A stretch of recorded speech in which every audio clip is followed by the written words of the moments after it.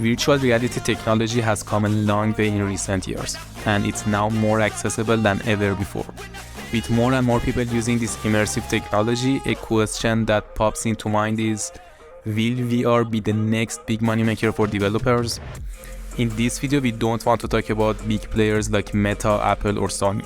We want to focus on independent developers like you and me and see how they can get in on the action. So let's jump right in and see what is actually possible in the VR industry and how you can capitalize on this absolutely amazing opportunity.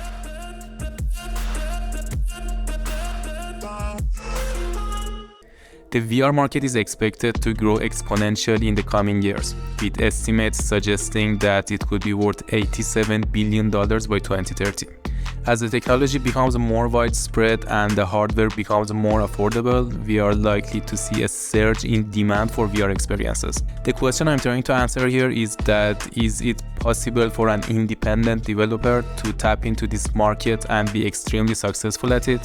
The short answer to this question is yes. I have 3 reasons which persuade me that entering the VR market as a developer will create a lot of good opportunities for you and is an absolutely smart decision. So let's go over them one by one and see why I think VR can be a promising field for developers. Reason number 1 is that the market is much bigger than you think.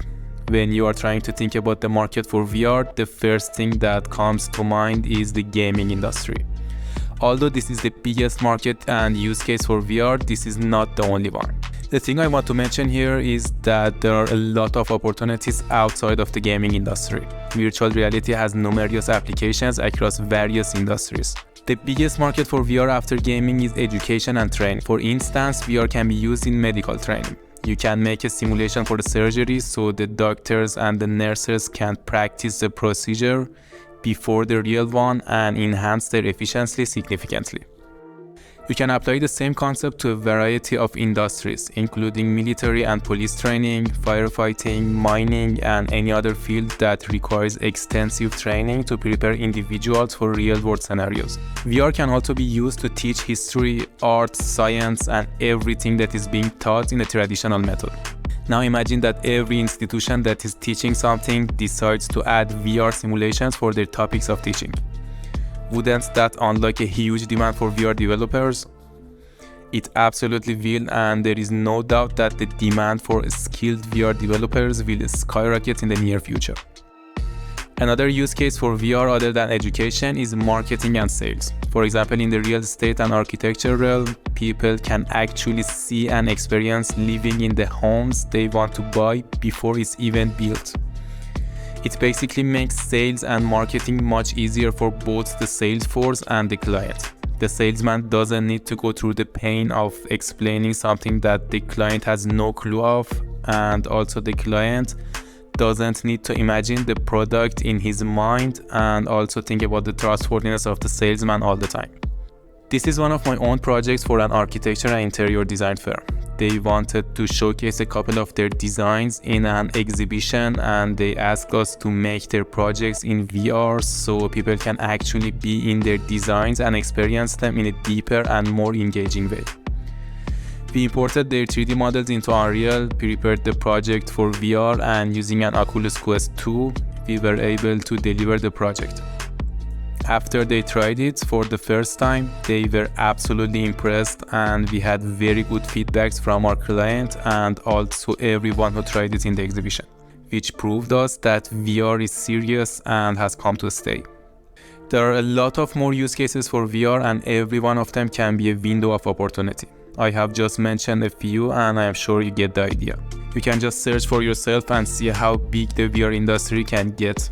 Also note that these markets are untapped, which brings us to the next reason that I think VR can make developers a lot of money. Reason number 2 is that it is not highly competitive yet. When you think of the game industry, you may think that big studios and companies are already competing in making games for VR, and there is little to no place for small developers to get into the market.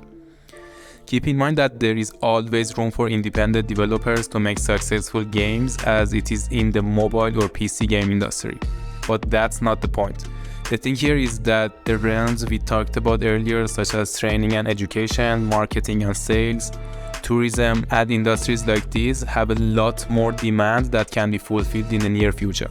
Imagine every institution that is teaching something like art, history, science, geography in any level from kindergarten to PhD can use VR, and they all can be clients for your services as an independent VR developer. Every real estate agent, architect, salesman, and anyone who decides to use VR for his work can be your client. Big companies have not entered these areas yet, and there is a lot of room for small developers to attract clients with little to no need for fierce competition in the market.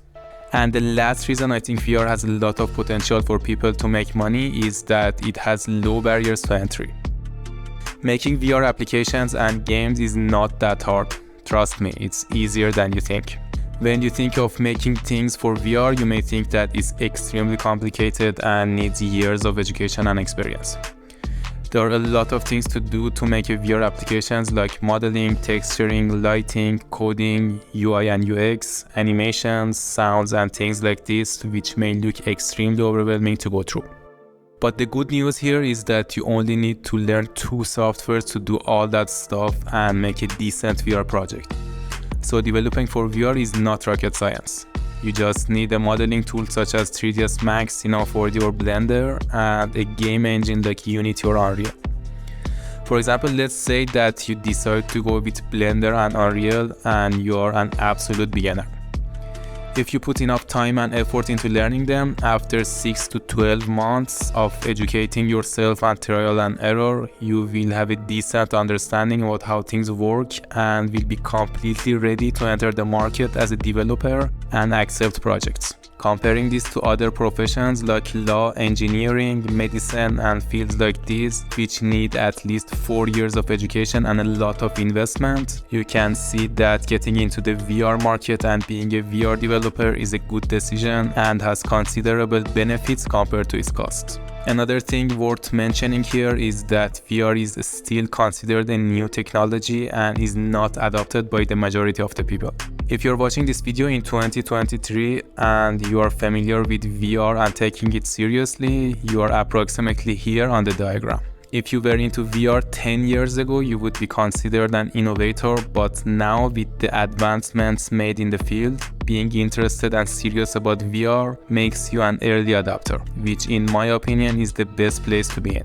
Being an innovator may seem cool and fun, but the fact is that 99% of innovations fail. Being an innovator is extremely risky and is absolutely demanding.